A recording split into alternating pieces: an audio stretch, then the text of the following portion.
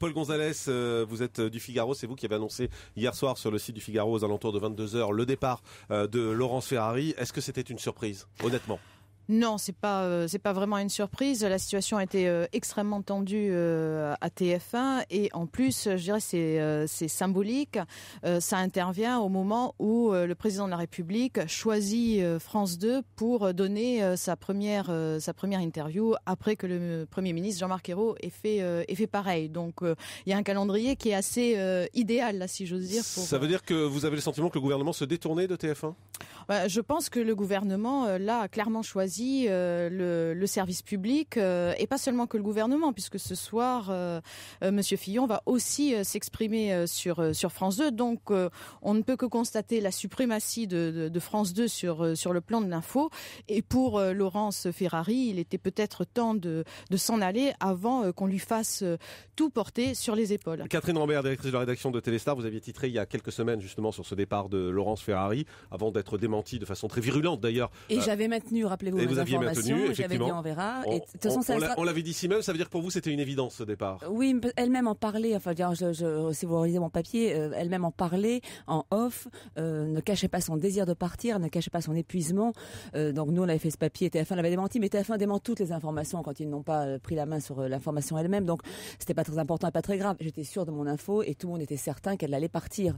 Mais elle est victime de quoi ? Certains disent qu'elle est victime de la pression de la presse. Alors non, franchement, ça c'est très injuste de dire ça. Nous, la presse, on l'a soutenue. Le TF1 ne retient que les papiers négatifs quand elle a pointé parfois les problèmes d'audience. Enfin, c'est pas notre boulot, qu'est-ce qu'on fait ? Moi, dans mon journal qui était Les Stars, nous l'avons soutenue plusieurs fois à ses débuts, parce qu'elle avait eu des débuts difficiles, elle avait des attaques de PPDA, rappelez-vous. Donc c'est pas vrai. Il n'y a pas eu de campagne contre Laurence Ferrari, qui est une femme tout à fait respectable, qui est une très bonne journaliste. Rappelez-vous comment elle était avec Canal+, et qui n'a pas réussi à trouver sa place à TF1 à cause de TF1.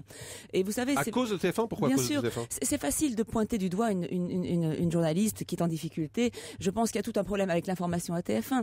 TF1 depuis des années a perdu la main sur l'information, a perdu la main sur les événements.